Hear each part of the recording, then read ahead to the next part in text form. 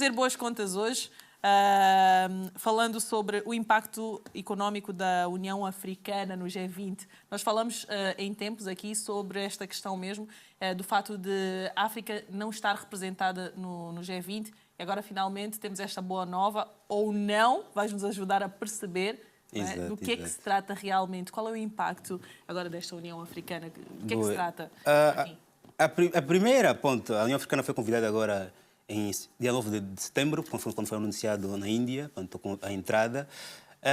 O primeiro impacto teve boas-vindas, porque vamos fazer parte da agenda mundial. Né? Portanto, o G20 é o conjunto de 20 países que surgiu para controlarem, para evitarem possíveis crises económicas, para promover a sustentabilidade económica, promover a proteção ambiental. Portanto, e tem uma agenda muito positiva, né? Portanto, é a coesão social a nível global. E a União Africana, ao entrar para esse grupo, é bem-vindo, portanto, fazer parte de uma agenda global para a sustentabilidade e coisas boas. Claramente, também a economia existem críticos, né? E nós viemos aqui para trazer os dois lados, né? Uma certa imparcialidade para que quem está em casa possa perceber os prós e os contras de nós fazermos parte dessa grande organização que reúne os 20 países mais desenvolvidos do mundo. E por que é só agora, esta entrada da África? Qual é que foi o clique? Exatamente. A crítica mesmo dos economistas recai ali, porque é só agora. Porque agora está acontecendo em África muitas convulsões, não é? Portanto, há golpes em África, portanto, a África está quase que dividida, a União Africana também está quase que dividida. Portanto, o que é absolutamente agora é que o G20 decidiu incluir a União Africana, né? Mas o G20 justifica dizendo que a União Africana agora tem um PIB muito elevado, tem população muito elevada, portanto, tem muitos problemas climáticos, portanto, é preciso colocá-lo na nossa agenda, porque problemas climáticos na África afetam o resto do mundo.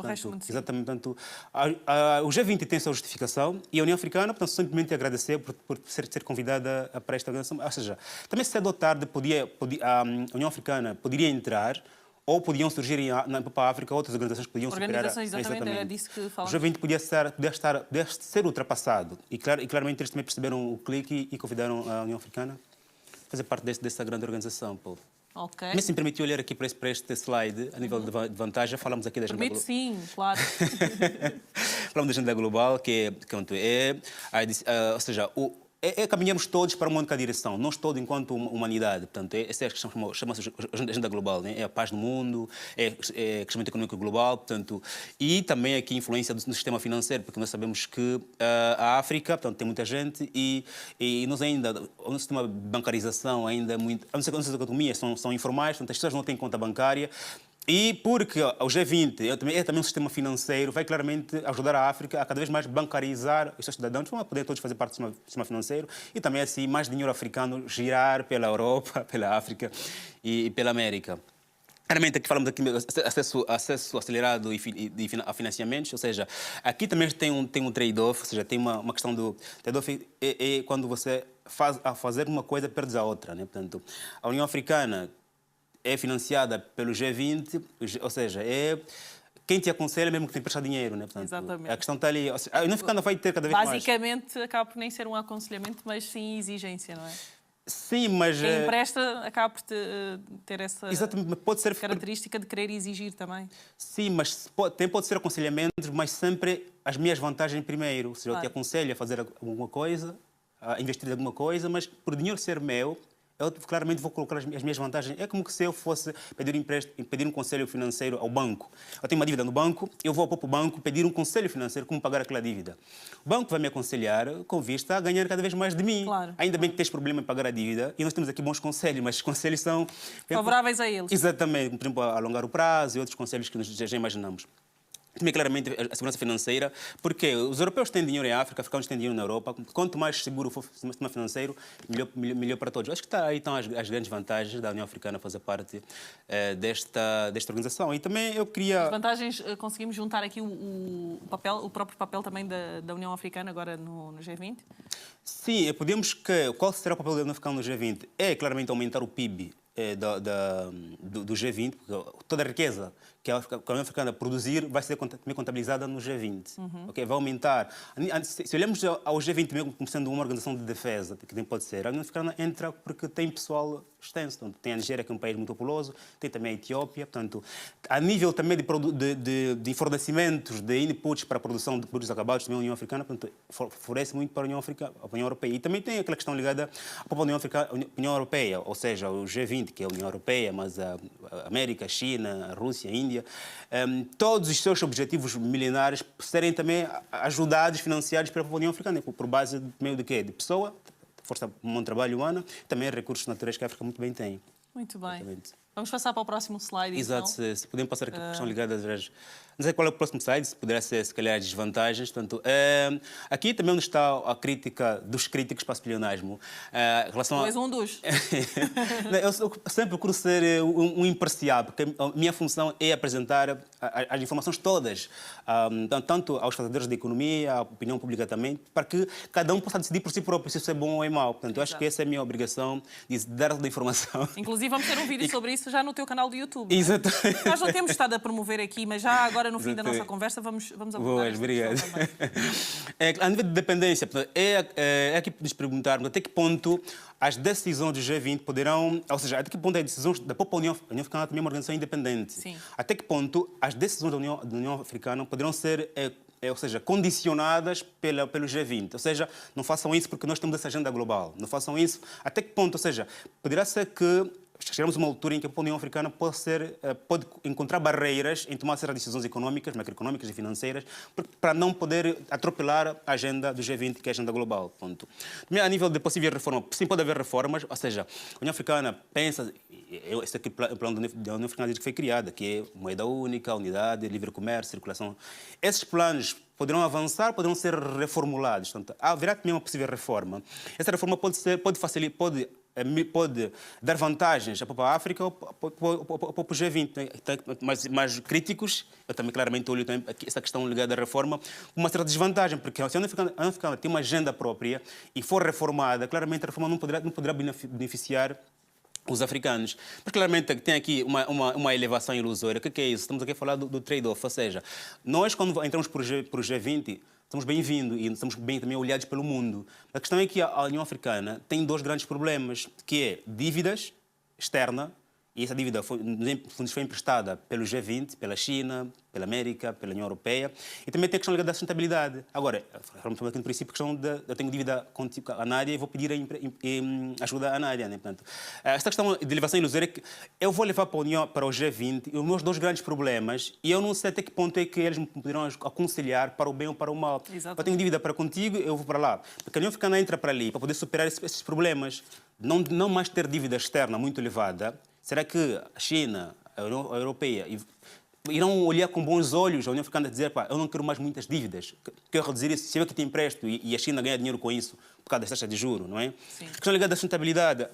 Nós ainda em África, hoje, se nós olharmos para famílias africanas, 90% se calhar almoçou uma alimentação que foi importada. Ou é frango ou é arroz, foi importado. Né? Aqui estamos a falar que nós não queremos mais dependência. Essa questão levamos ao G20. Pode claramente mexer com o interesse do G20. Por exemplo, se eu é que te forneço o arroz e o frango, né? E você que me fornece o petróleo e outros recursos, claramente a tua independência pode condicionar a minha independência. Portanto, aqui podemos levantar a questão ligada à elevação ilusória, ou seja, nos colocaram no topo, se calhar de forma ilusória, sem percebermos o que está por detrás. Também claramente tem aqui a agenda do G20 que se questiona, ou seja, qual é a real agenda do G20, nós não sabemos, né? Claramente. Pode não existir nenhuma, ok? Pode estar tudo bem, ok? Pode ser tudo na democracia, no amor ao próximo, mas os críticos questionam-se de facto... Pode, ou não. Exatamente. Não é uma certeza, portanto... Exatamente. Ok. E pronto, vamos tentar... já falamos das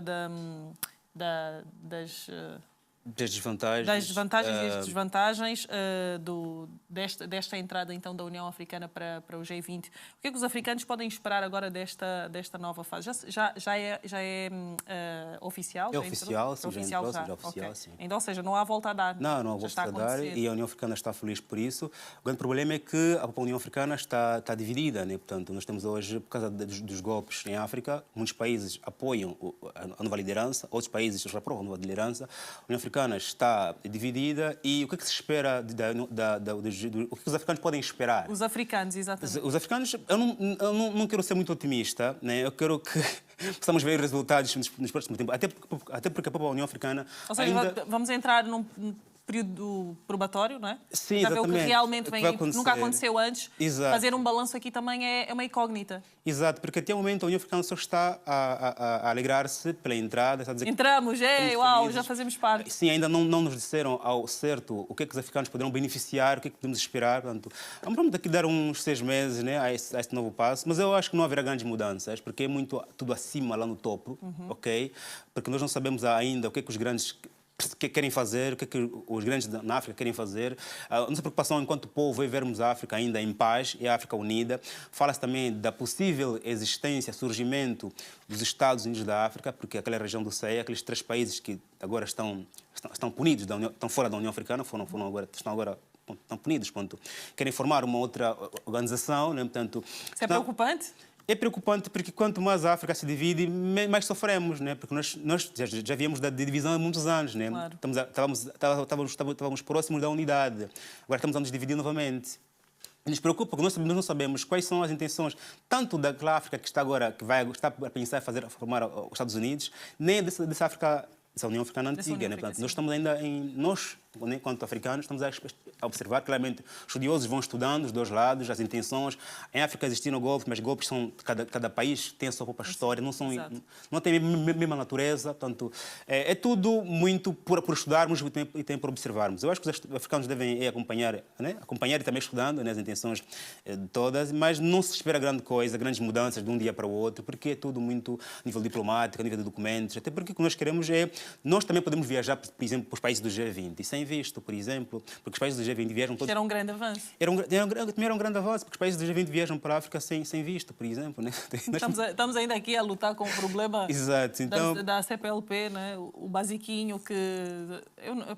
nós falamos disso também, mas é sim, que também seria um avanço para nós, mas eu acho que a nível de conclusão, acho que não se espera grandes mudanças instantâneas. E a curto prazo, não é? Sim, exatamente. E são coisas que vão acontecendo a longo prazo? Sim, porque essa entrada é uma consequência do que está a acontecer em África. Portanto, se nós estamos a resolver um problema por meio da consequência, claramente não esperamos grande coisa, porque os problemas se resolvem em função da causa. Só que está a acontecer coisas em África e também a África está a ser incluída nas novas agendas. Portanto, por isso é que eu acho que temos que esperar e amanhã voltar aqui a comentar quais são os resultados que estamos a observar. Com certeza, até porque Exatamente. se há alguém que nos traz informação a nível económico dentro e fora da África, sobre a África, é o Joaquim. Obrigado.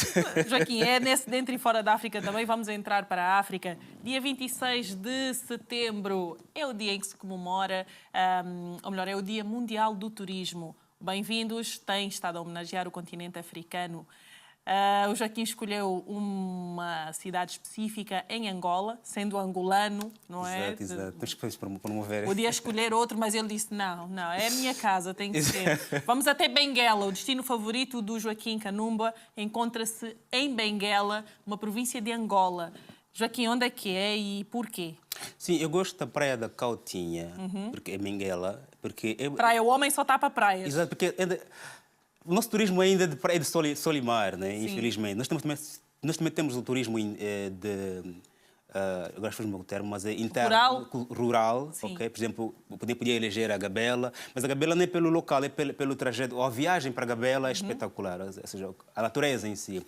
Mas a Praia da Coutinha, por ter águas cristalinas, por ter lugares de escapadinhas, por ter uma zona para como se diz, um mar calmo, mar alto, tanto uma praia espetacular. Também é de difícil acesso, infelizmente. E, aliás, este infelizmente também promove coisas boas. Exatamente, descansar aí, não é só para quem consegue mesmo fazer o trajeto. Quem quiser ir para lá é porque quer mesmo descansar. Ele está-se a rir à toa, é porque nunca foi para lá descansar, não é, Joaquim? Tu nunca foste para a Praia da Cautinha descansar? Não, descansar nunca. Não, não é? Sempre voltei mais cansado do que... Mas é um lugar que eu recomendo, claramente. E Angola, Benguela em particular, tem praias espetaculares. É verdade, é verdade. E recomendo essa senhora.